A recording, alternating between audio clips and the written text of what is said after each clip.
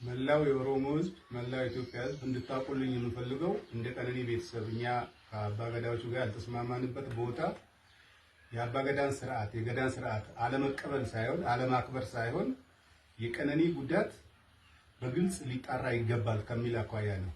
ፊቷን እንደዚያ ያደረገው የደረሰባት ጉዳት መጠንና ጥልቀት መታወቅ አለበት።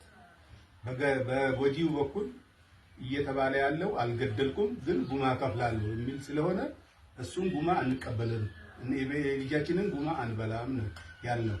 እኛ ያለው ይሄንን ነው። ከዛ ውጪ እዛ እንትን ላይ ያልተገኘንበት ምክንያት ይሄ ነው። ሌላው ቤት አለን። ቤታችን ሁለቴ መጥተዋል። የተነጋገርነው አለ። ከመሐላ በፊት መጣራት ያለበት ነገር አለ ብለን አመልክተናል። አጣርቼ መለሳለሁ ነው ያሉ። መጨረሻ ላይ ግን ያሉት አባገዳው ወደ መሐላ ነው የምንሄደው፣ ከመሐላ በኋላ ነው ያሉት። እኛ ያንን መሐላ አልተቀበለም እንደ ቤተሰብ።